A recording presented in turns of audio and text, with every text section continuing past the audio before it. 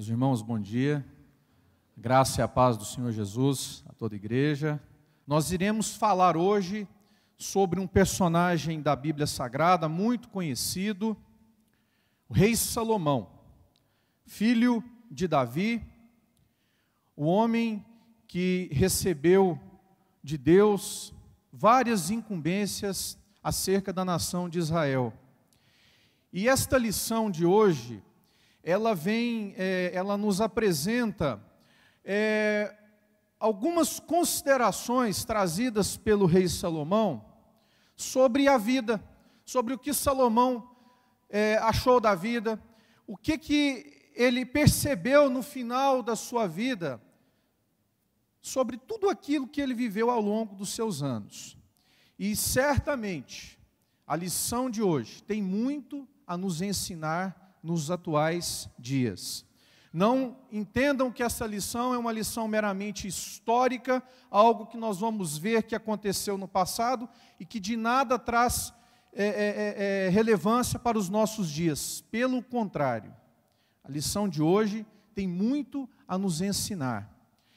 Salomão, o livro do Eclesiastes, também chamado livro do pregador, ele não há a indicação expressa que ele tenha sido escrito por Salomão, mas há sérias evidências, há fortíssimos indícios de que, de fato, não só o livro de Provérbios, mas também o livro de Cantares, esses três livros foram realmente escritos por Salomão.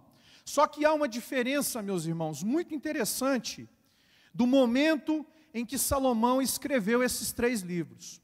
Dizem os estudiosos que, enquanto o livro de Provérbios e o livro de Cantares foi escrito em um período em que Salomão estava realmente debaixo da obediência dos caminhos do Senhor, o livro do Eclesiastes foi escrito em um momento completamente diferente.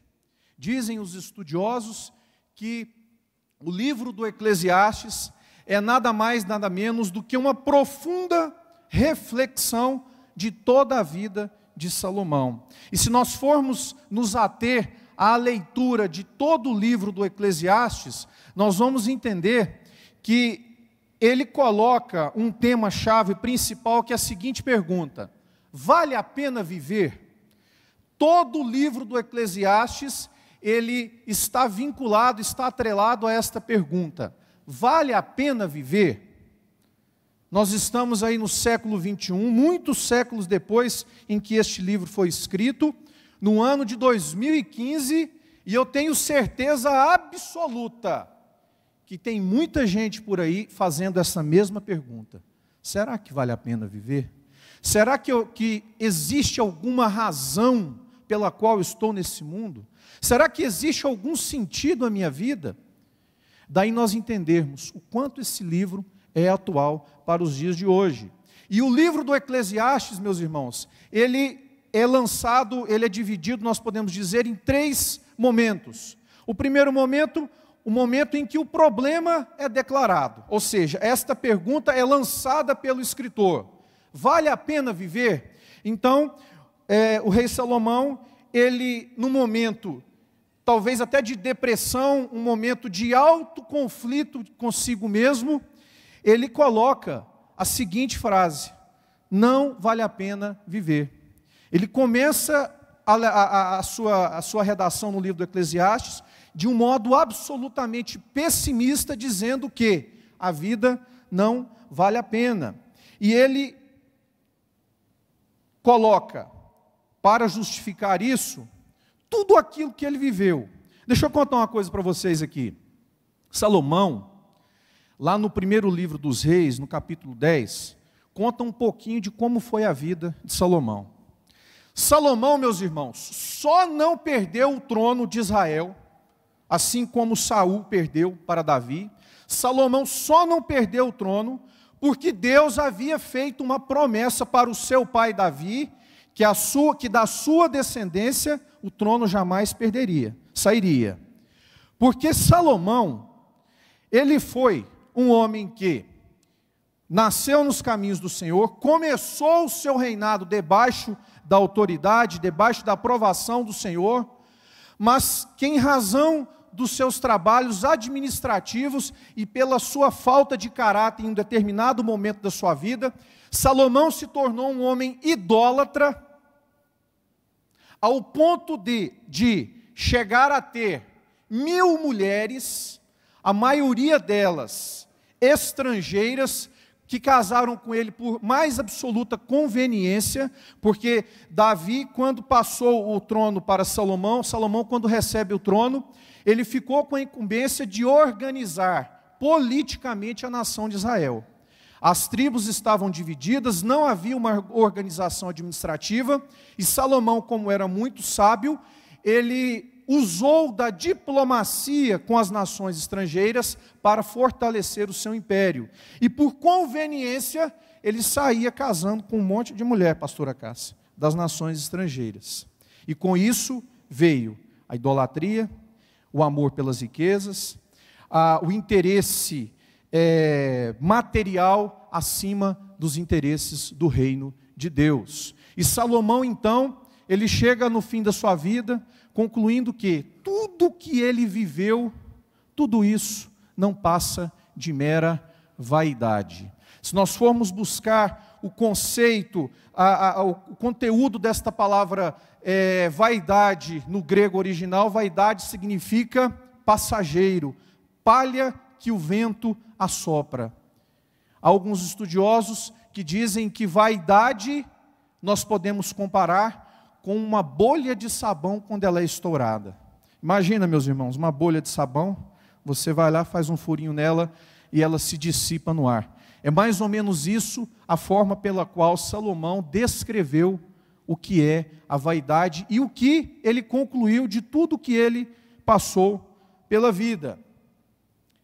O tema da lição, então, é as estações da vida, mas que nós podemos substituir ou parafrasear para a seguinte frase: tenha uma atitude positiva em relação à vida. E eu te faço a seguinte pergunta nessa manhã: como é que anda a sua vida? A sua vida tem tido sentido para você?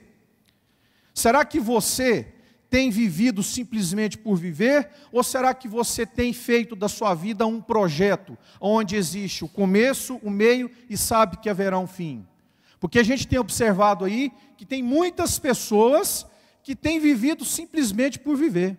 Como diz aquela música que o pastor Salmo até citou em uma mensagem dele esses dias atrás aqui, de uma pessoa aí, de um cantor aí: deixa a vida me levar, vida leva eu. Será que nós estamos simplesmente deixando a vida nos levar? Ou será que nós estamos usando a nossa vida para algo, para um projeto maior, que é aquilo que Deus tem para nós? Essa é a pergunta que eu quero que você fique na mente nessa manhã, meus irmãos. Bom, mas Salomão, então, ele vem relatando, e a revista nos apresenta isso, quais foram as suas condutas, quais foram os seus comportamentos que ele concluiu que não valeram a pena. Então Salomão, ele mesmo relata experiências negativas que ele teve e que isso serve de lição para nós nos dias de hoje. Os descaminhos de Salomão, meus irmãos. Então a primeira experiência negativa que a revista nos apresenta é a experiência que Salomão teve com o da alegria fugaz. Lá em Eclesiastes 2, capítulo 1, Salomão relata o seguinte: disse eu no meu coração, ora vem, eu te provarei com alegria, portanto goza o prazer. Salomão foi um homem que ele usufruiu de todas as formas possíveis do que as coisas materiais podem oferecer para um homem. Essa alegria fugaz significa aquele prazer instantâneo, aquele prazer momentâneo que as coisas materiais podem oferecer. Ele então experimentou tudo o que o mundo poderia oferecer para um homem. Da mesma forma, meus irmãos, que Salomão ele relata que ele teve uma experiência negativa com as bebidas, com o álcool, com o ópio. O sábio Salomão pretendia saber se, por meio de um alterador de consciência, conseguem compreender isso, o álcool, O álcool tem o poder de alterar a nossa consciência. No caso, o álcool, seria possível encontrar respostas. Então, Salomão, visando encontrar várias respostas que maquinavam em sua mente, ele procurou também no álcool, nas bebidas, essas respostas. E ao final, ele conclui que lá não existia resposta alguma. O da sedução das imperiosas realizações. Salomão também procurou resposta às perguntas que ele tinha em sua mente, em sua alma, nas realizações, nas grandes obras que ele executou. O grande rei Salomão, dotado de incomparável sabedoria, poder e riquezas, acreditou em um determinado momento de sua vida ser possível encontrar sentido para a existência nos magníficos empreendimentos. Você conhece alguém que tem vivido simplesmente para adquirir riquezas na terra e tem depositado a sua felicidade e a sua esperança de um dia ser feliz nessas riquezas? Eu conheço um monte de gente dessa forma. E hoje a lição nos apresenta que o homem considerado lá no primeiro livro dos Reis como o homem mais sábio que já existiu em todos os tempos, naturalmente antes de Jesus, mas na história do Antigo Testamento, o homem considerado mais sábio, ele teve a maior riqueza que alguém poderia ter, e no final, meus irmãos, ele chega à conclusão que aquilo de nada adiantava, que aquilo nada mais era do que palha no vento. Isso nos convida, nos dias de hoje, a nós pararmos para pensar se realmente essa luta, essa correria, esse ativismo pelo qual nós estamos aí inseridos, se isso vale realmente a pena quando nós procuramos colocar isso como primeiro lugar nas nossas vidas.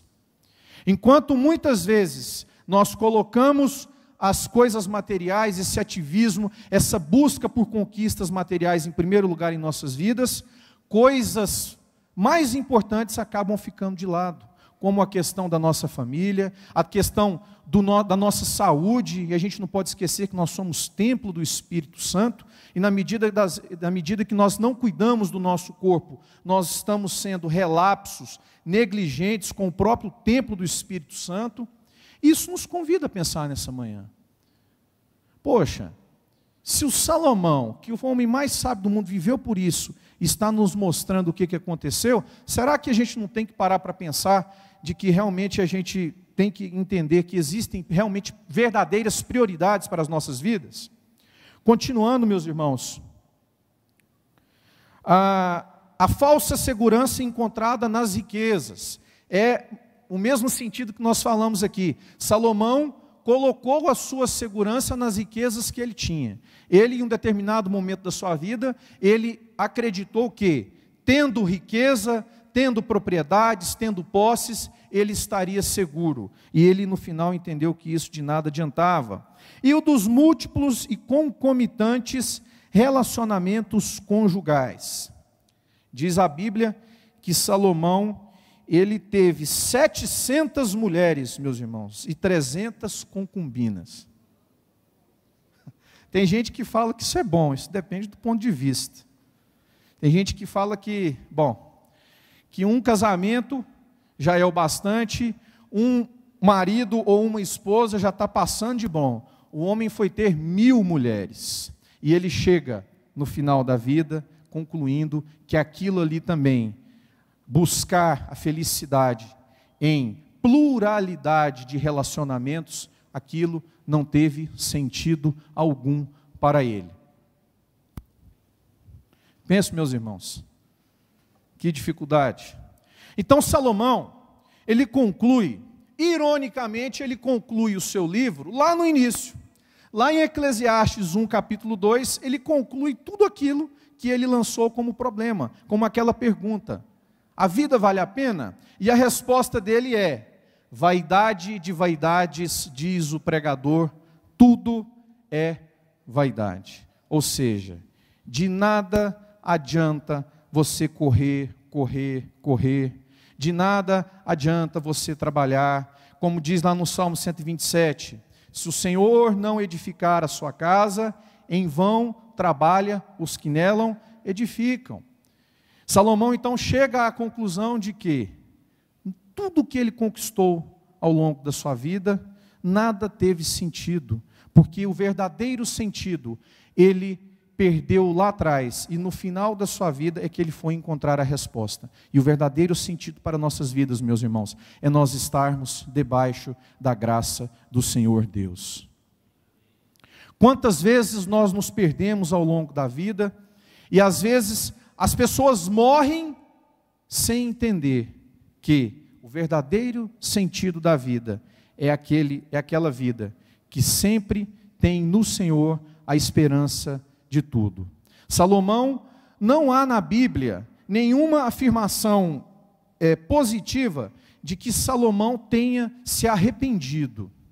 Porque ele foi um homem mau, ele foi um homem idólatra, e diz a Bíblia que Deus fechou os olhos para ele. Ele só não perdeu o trono, como eu disse para vocês, porque havia uma aliança estabelecida com o seu pai Davi. E Deus não quebrou a aliança. Mas a Bíblia não diz que Salomão se arrependeu de tudo que ele fez. Há fortes indícios que ele se arrependeu e que ele alcançou a graça do Senhor. Porque, como diz no livro do Eclesiastes, ele chega à conclusão de que somente em Deus a vida tem significado. Então, em razão dessa conclusão dele, ele vem dizendo algumas coisas ao longo do Eclesiastes. Vejam, meus irmãos, o que Salomão conclui. Sábios e tolos têm o mesmo fim. Como morrem os sábios, também morrem os tolos. O que nós entendemos disso? Todos são iguais. A pessoa que se julga melhor do que a outra, a pessoa que se julga ser mais inteligente, mais sábio do que a outra, terá o mesmo fim do que o tolo. Salomão concluiu que, por mais que ele fosse o homem mais sábio daquela época, ele não tinha diferença nenhuma para com a pessoa mais humilde do seu reino. Outra conclusão de Salomão: o trabalho árduo de um homem pode ser herdado por um irresponsável. Olha que interessante. O trabalho árduo de um homem pode ser herdado por um irresponsável. Pastor Salmo, eu estava conversando com um irmão da igreja essa semana, e ele foi me relatar a história de um homem daqui de Goiânia, que construiu um império de patrimônio. Teve muitas mulheres, não soube construir o seu lar na rocha, na base de Cristo. E o final da vida dele foi morrer e todo o seu patrimônio ser entregue para o peão da fazenda dele. Não estou falando nada contra ser peão, fazendeiro, não é nada disso. Mas, nas mãos de quem ele nunca imaginou, o patrimônio foi entregue, porque ele tinha somente uma filha, a filha largou o casamento para casar com esse responsável, e ele deu o golpe na filha, e conseguiu colocar a mão em todo o patrimônio dele, estimado em mais de 20 milhões de reais. É exatamente isso aqui que Salomão conclui, que o trabalho árduo de um homem pode ser herdado por um irresponsável. Isso nos mostra, meus irmãos, o tanto que nós somos frágeis e vulneráveis em relação ao futuro.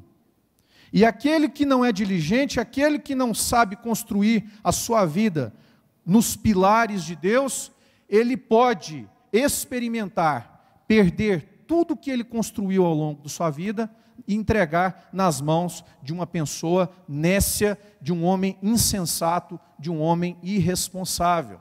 Mas continua Salomão dizendo também que o homem, olha que interessante, trabalha para subsistir e subsiste para trabalhar.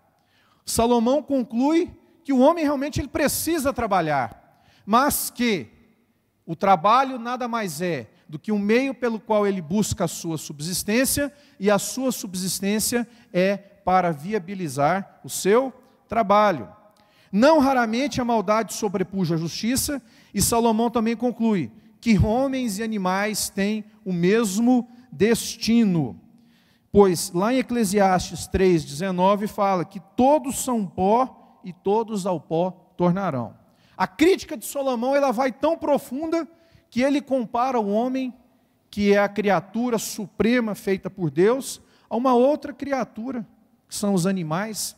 E ele chega a comparar o homem com os animais, mostrando que nós não somos nada, nós não somos nada mais do que meramente pó, que assim como os animais, nós um dia voltaremos ao pó. Então quer dizer, Salomão, ele mostra isso para nós, e finaliza dizendo o seguinte, que a história não parece mudar, opressores oprimem e oprimidos sofrem opressões, as riquezas não são capazes de satisfazer corações insaciáveis, e não há garantia nas riquezas.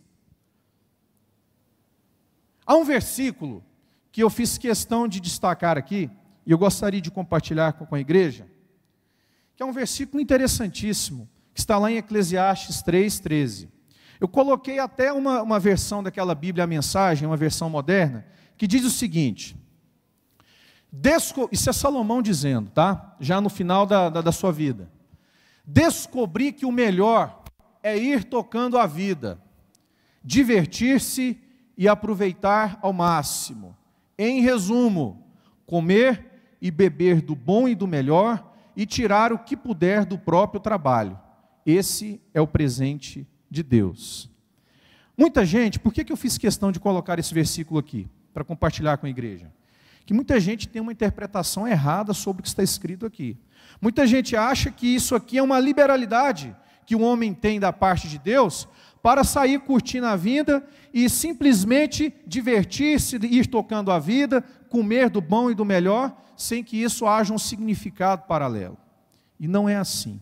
A palavra-chave deste versículo está bem no finalzinho, e tirar o que puder do próprio trabalho. Meu irmão, nós somos filhos de um Deus rico.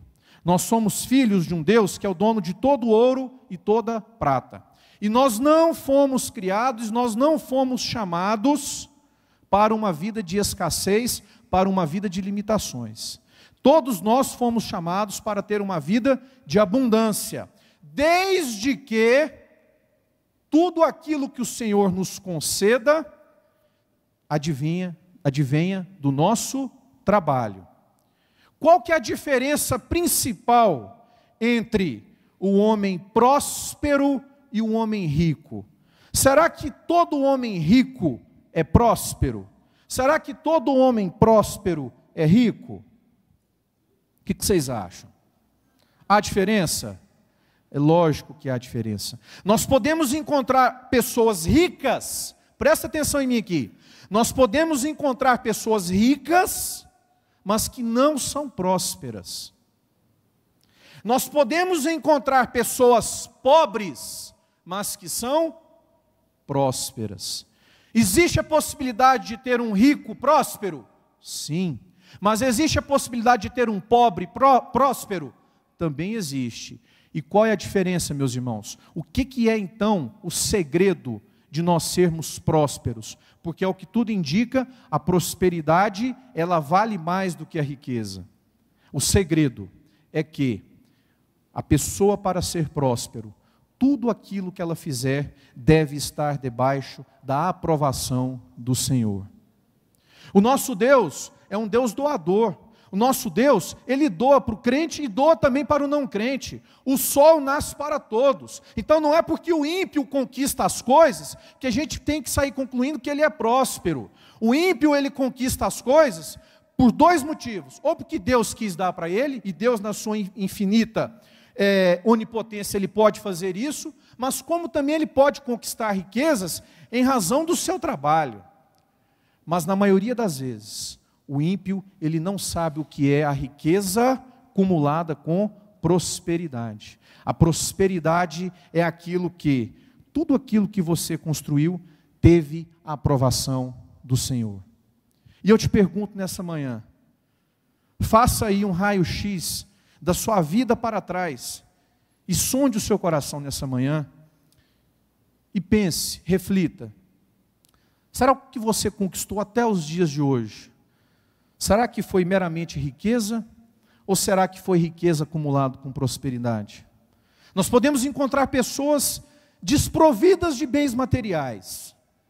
Talvez esta lição eu teria dificuldades em explicar, em ministrar, talvez em uma congregação mais humilde possível. Ou talvez eu teria que inverter todo o sentido para que seja alcançado no coração de uma pessoa desprovida de conhecimentos. Mas a verdade é, meus irmãos, que a verdadeira prosperidade, ela só é alcançada se Deus estiver na frente da tua vida. Isso eu falo na tua vida familiar, isso eu falo na tua vida profissional, isso eu falo na tua vida perante a sociedade, isso eu falo na tua vida perante os teus amigos, os teus parentes, tudo na nossa vida. Riqueza não coincide com prosperidade. Você pode ser pobre, você pode ter um trabalho mais humilde possível, mas em Cristo Jesus, mas em Deus, mas no Espírito Santo, você pode ser próspero e a sua vida, ela vai seguir adiante. Então Salomão, quando ele conclui que a vida só tem sentido, a resposta para a existência da sua vida só tem sentido em Deus, ele vem afirmando algumas coisas interessantes que eu destaquei, que eu queria compartilhar com os irmãos rapidamente. As dores e os questionamentos e as angústias encontram respostas em Deus. Então, se hoje você adentrou aqui nesta casa de oração, com dores na alma, com questionamentos acerca da sua vida, com questionamentos acerca da sua existência, hoje você encontra a resposta. Em Deus, todas as suas dúvidas, elas podem ser respondidas. Salomão entendeu também que compartilhar a vida com o outro alivia o problema da alma. Ou seja, os relacionamentos que nós temos entre nós auxiliam, nos ajudam a seguir adiante. Ou seja, nós não podemos nos ficar blindados e nos fechar para com as pessoas. Diz a Bíblia que há amigos que são mais chegados que irmãos. Mas diz a Bíblia também que o tolo sai abrindo a boca e abre a sua vida particular para qualquer um. Então não nos parece que o mais recomendável é você sair aí abrindo a sua vida para qualquer um. Saiba, meu irmão, com quem você abre os seus sentimentos, saiba com quem você compartilha coisas íntimas do seu coração. Saiba que, embora haver amigos que são mais chegados do que irmãos, a sua família, em primeiro lugar, deve ser o lugar onde você deve depositar toda a sua confiança e toda a sua intimidade.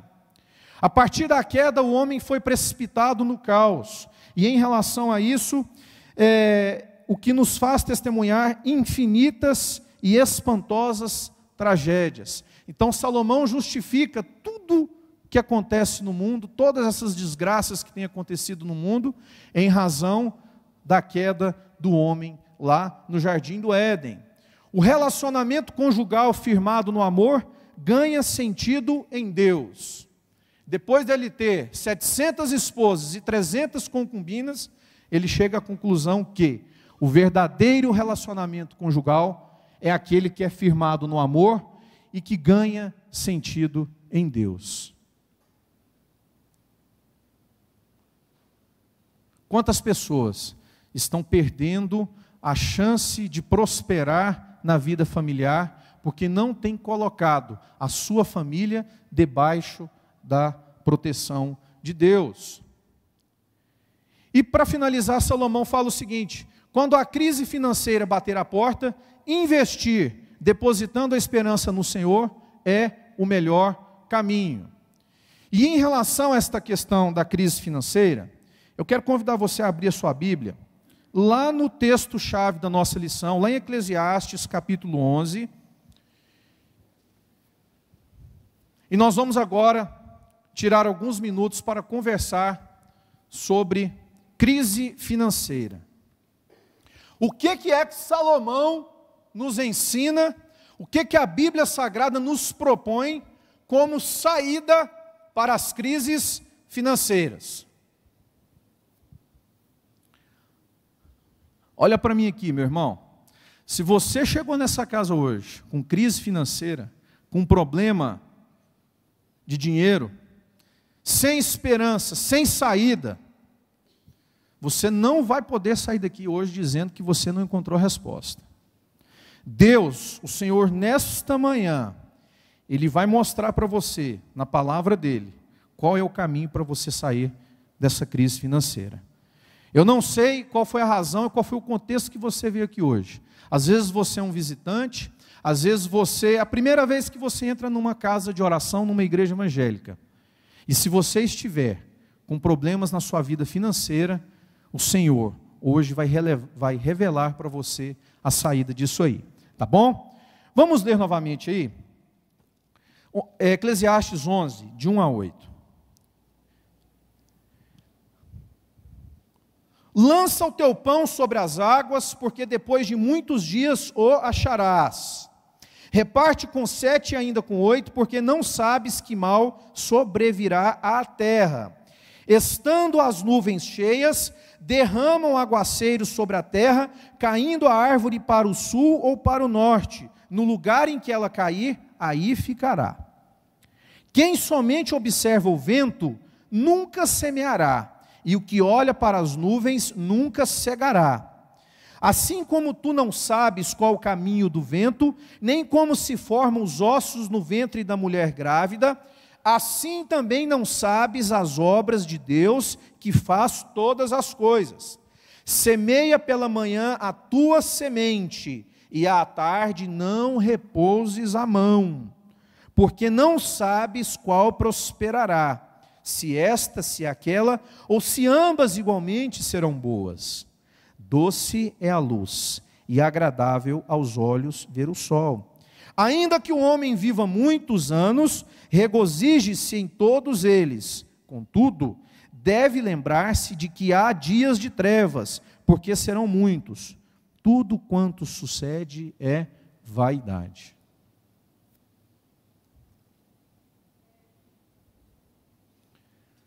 Quando a crise financeira bate à nossa porta, lança o teu pão sobre as águas, porque depois de muitos dias o acharás.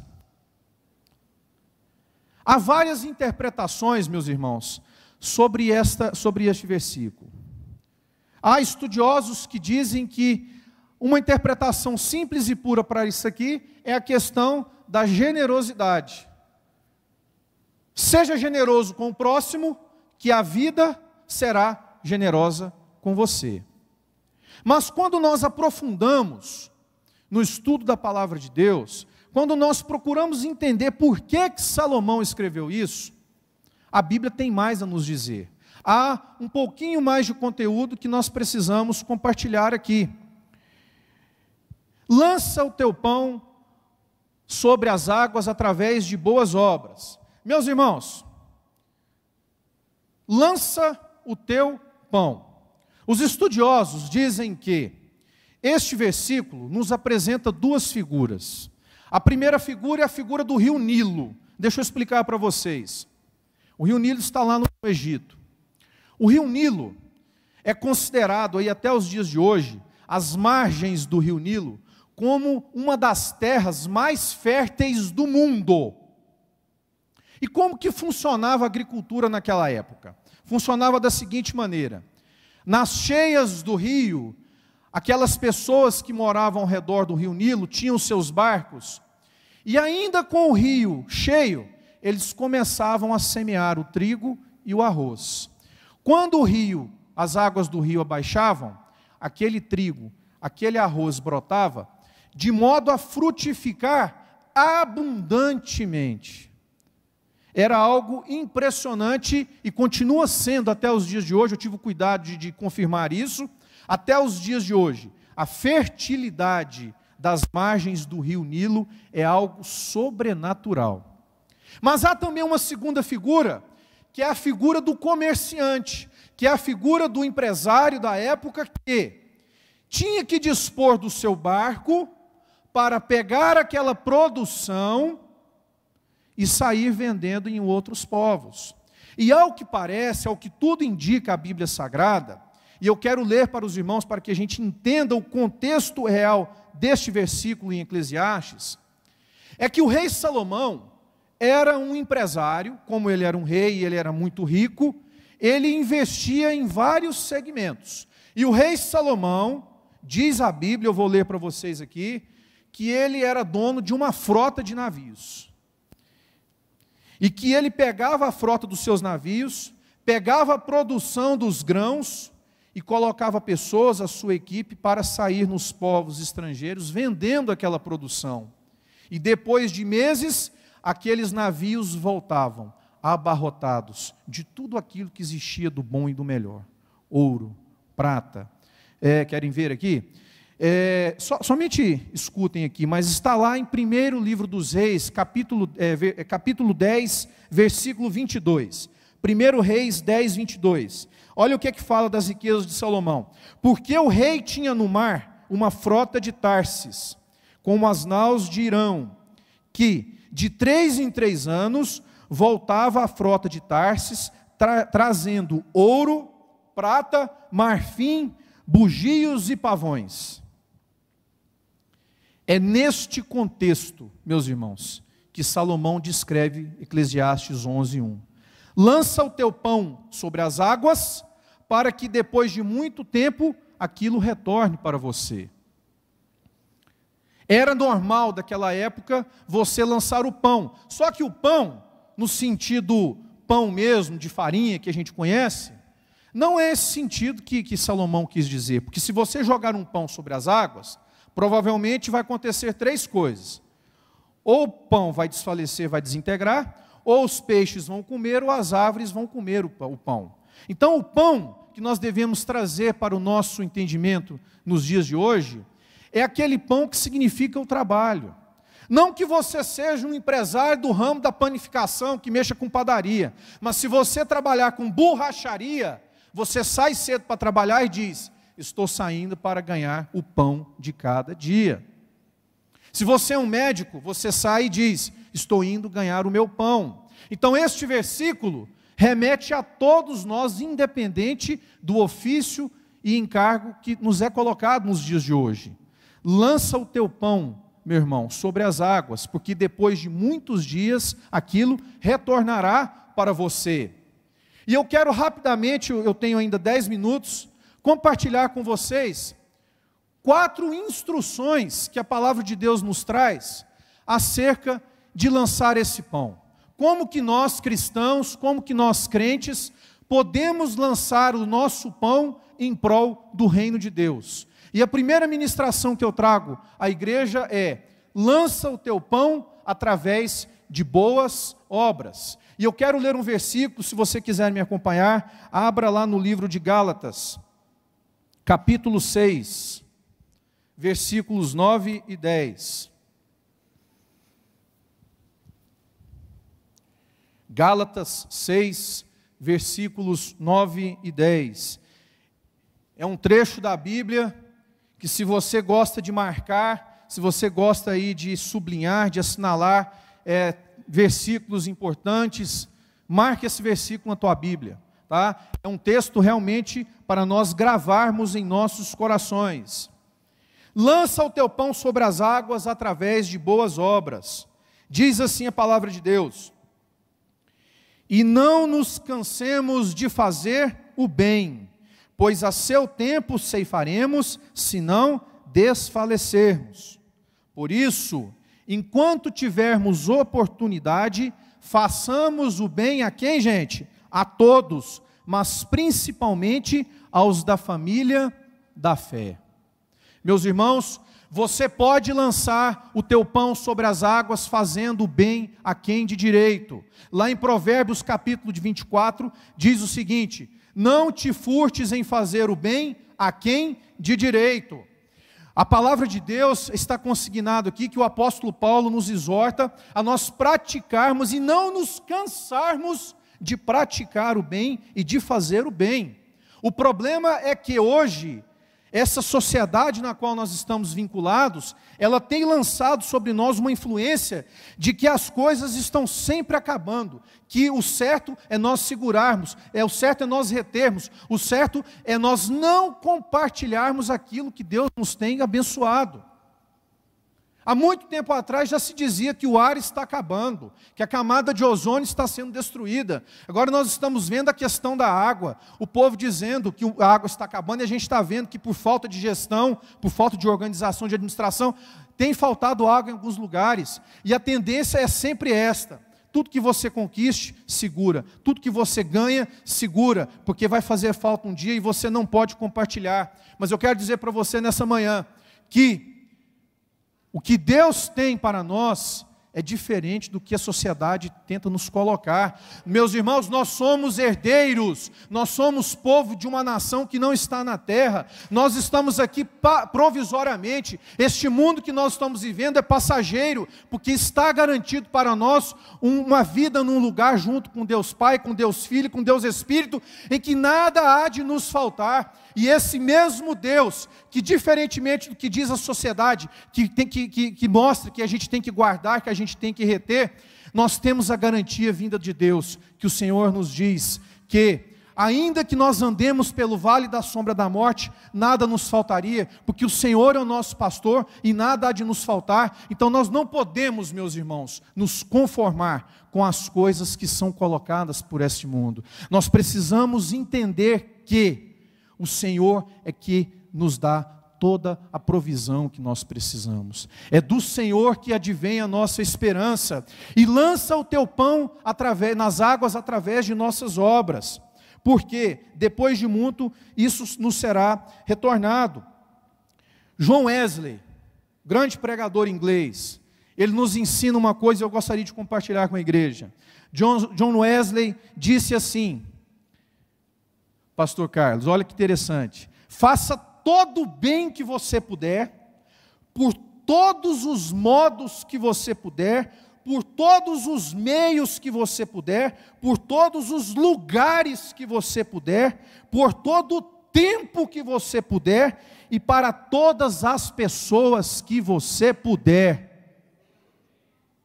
E será que nós estamos realmente lançando o nosso pão sobre as águas, de modo a fazer boas obras, principalmente aos nossos irmãos da fé?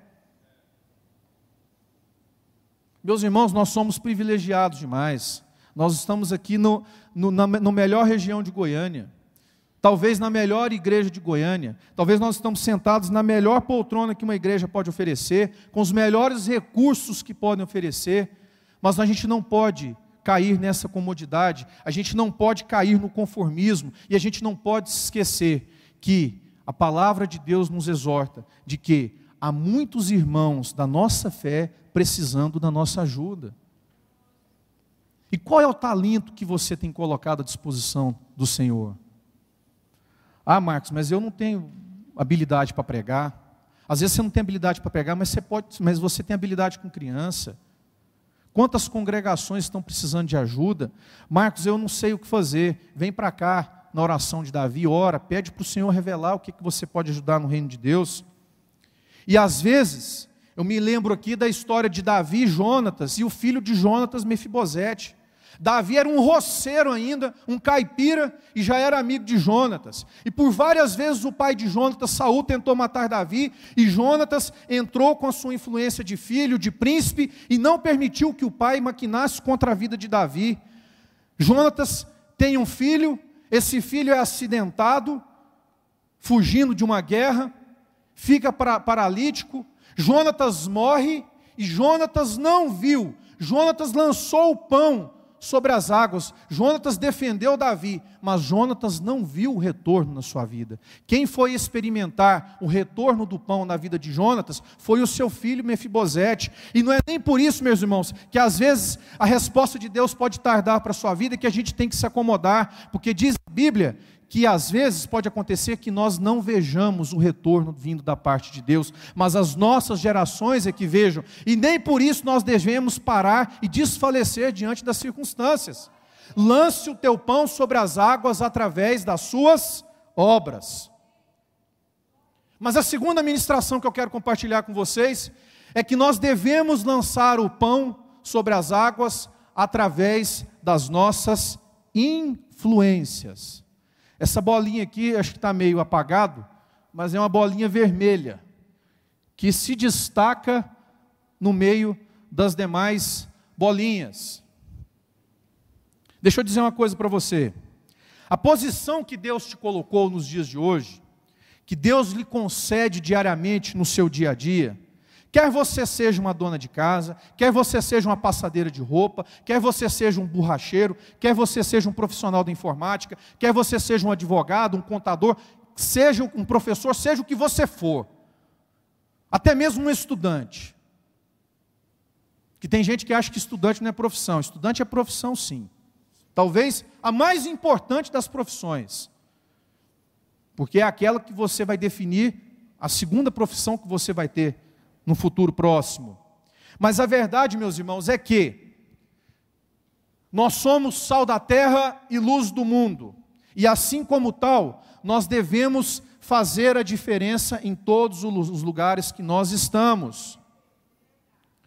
Há uns dias atrás eu estava dando aula num curso de pós-graduação e na reunião dos professores nós estávamos tomando um café e eu só escutando a conversa de outros professores e um falou para o outro assim, eu sou crente. Aí o outro virou para ele e falou assim, quem que é crente aqui? Você? Mas eu achei que qualquer um aqui poderia ser crente menos você. E eu fiquei pensando naquilo, meu Deus do céu. Antes ele tivesse ficado calado do que ouvir um negócio desse. A verdade é, meus irmãos, que todos nós, preste atenção no que eu vou te dizer, todos nós somos peças fundamentais nas mãos do Senhor. Não subestime o local que Deus te colocou. Você pode estar dentro do ônibus, no coletivo, indo para o teu trabalho, mas seja ali um diferencial aonde você estiver.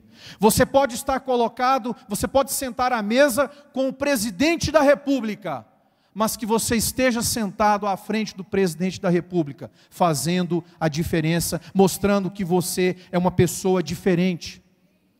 Lance as tuas águas através da tua influência.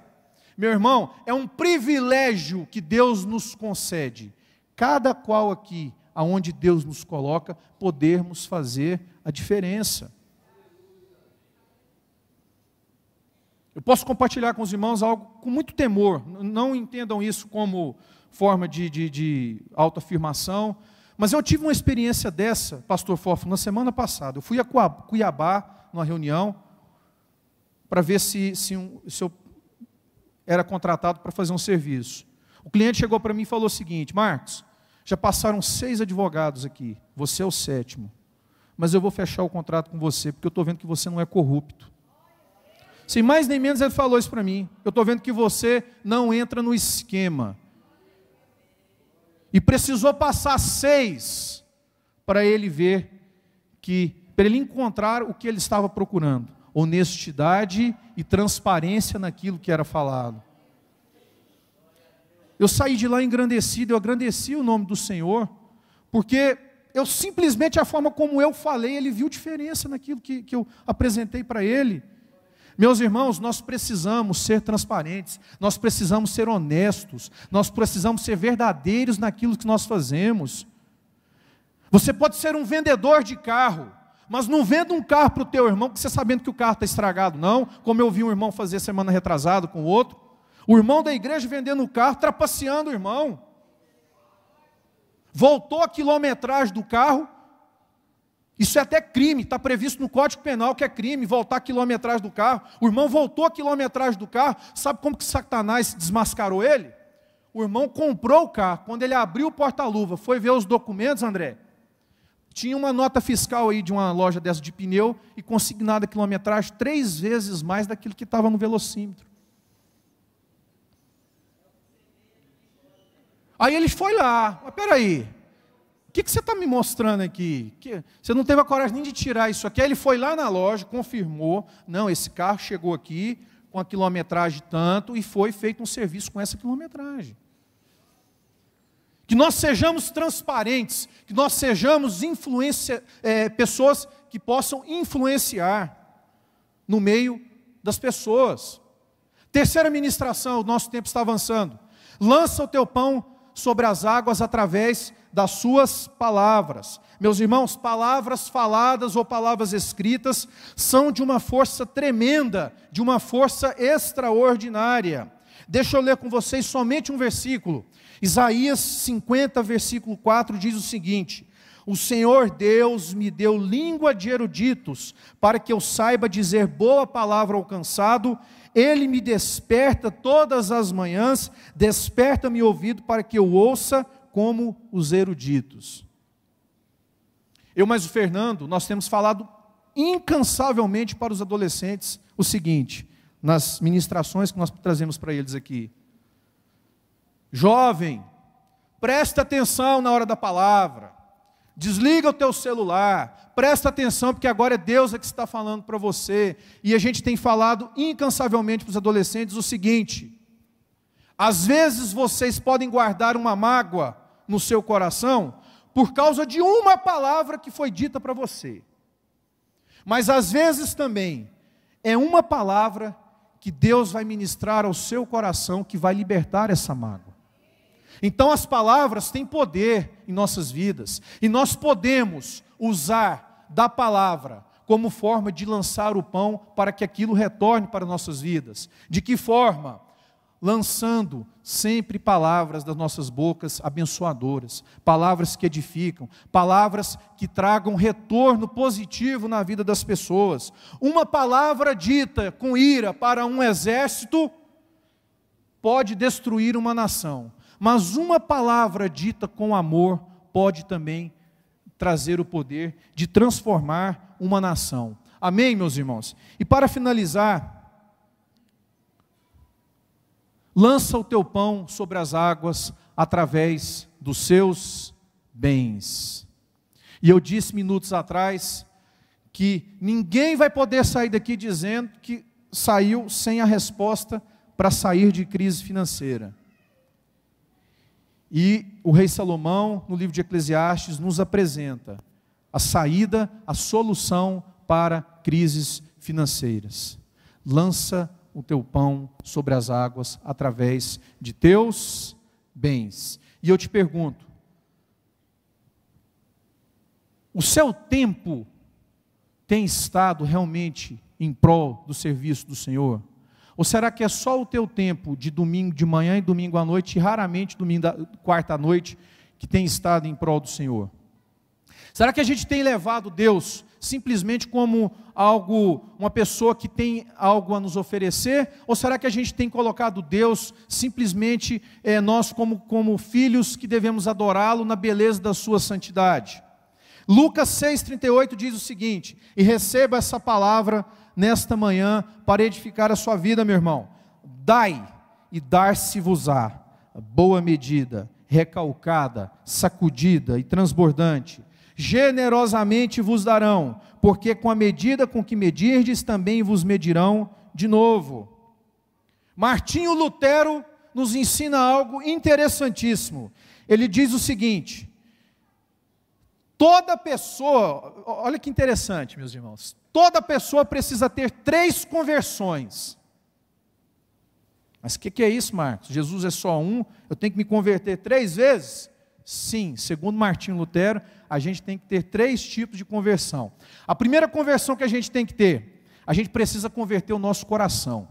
A segunda conversão, nós precisamos converter a nossa mente. E a terceira conversão, nós precisamos converter o nosso bolso, a nossa carteira, o nosso talão de cheque.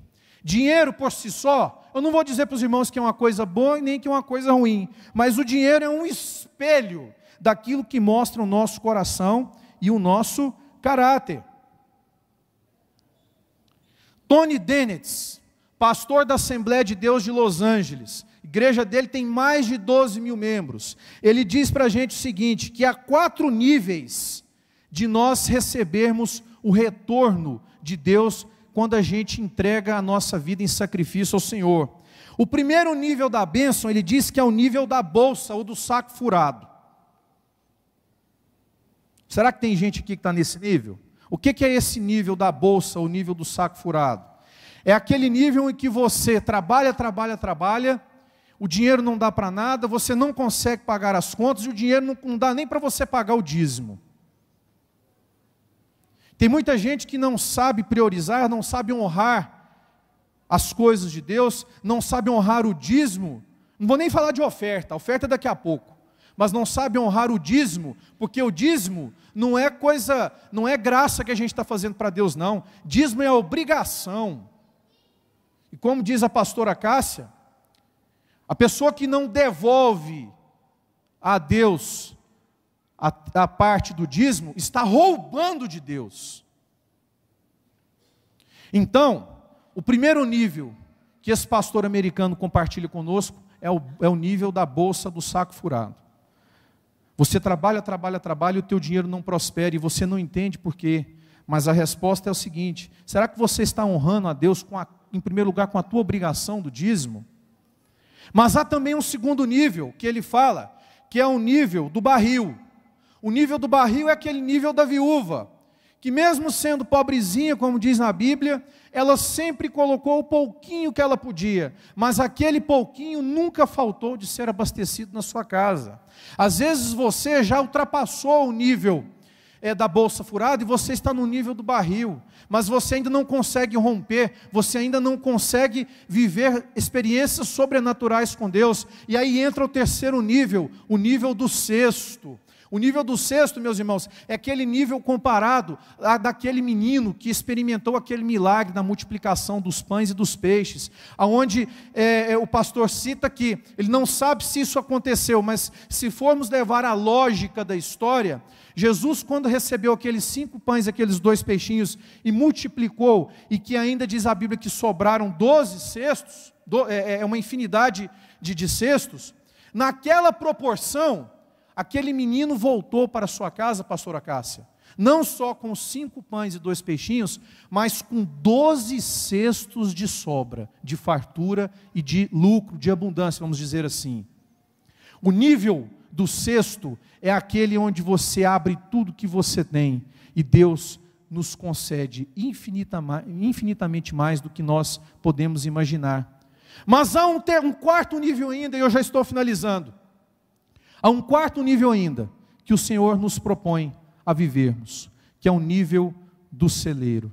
É um nível de vida, de sacrifício ao Senhor. É aquele nível que você vai além dos dízimos, que você vai além das ofertas. Você passa de um nível além de dizimista, além de ofertante, e você passa a ser um doador, um investidor na obra do Senhor. É o nível do celeiro. Sabe que nível é esse, meu irmão? É aquele nível que os teus celeiros nunca ficarão vazios, mas Deus também nos diz que todo que está no nível do celeiro, o grão também não fica lá, porque se o grão fica armazenado no teu celeiro, o grão estraga, apodrece, e aquele grão precisa abençoar outras pessoas. É aquele nível que o Senhor espera com que nós sejamos investidores no reino de Deus.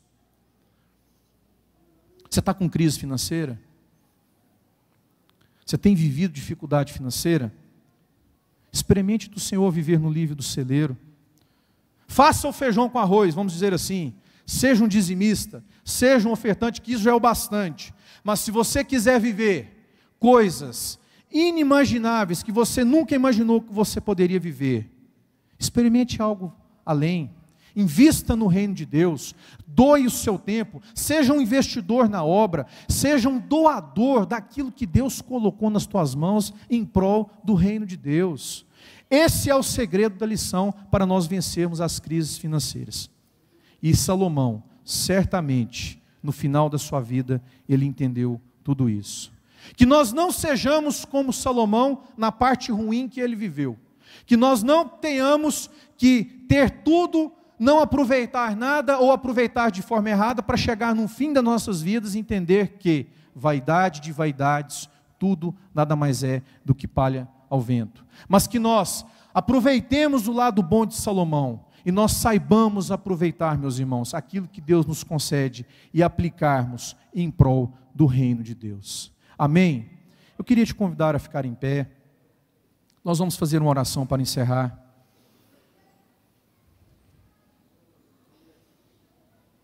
E eu não sei se essa lição falou ao seu coração. Eu não sei qual foi o propósito pelo qual você veio aqui nessa manhã, mas eu quero te convidar, nesta manhã, a você tomar uma postura séria diante do Senhor. Eu quero convidar você nesta manhã a fazer uma oração de entrega. Eu quero convidar você a fazer uma oração que você entenda e que você fale para Deus que a partir de hoje você vai lançar o teu pão sobre as águas. Que ainda que você não saiba quando esse retorno chegará para você, mas que você não vai se desfalecer diante das dificuldades. Que você saia nesta manhã aqui com um compromisso feito com Deus, de que o pão que você lançar no tempo certo, ele vai ser frutificado em sua vida. Você é capaz de fazer essa oração? Você será que é capaz de sair nesta manhã daqui com este compromisso, de lançar o teu pão sobre as águas, na confiança, na esperança de que um dia aquilo retornará para você? Se você tem essa convicção, se você tem esse entendimento, feche os teus olhos agora. Eu quero orar por você, eu quero abençoar a sua vida, em nome de Jesus. Paizinho, a tua palavra foi falada, a tua palavra foi lida.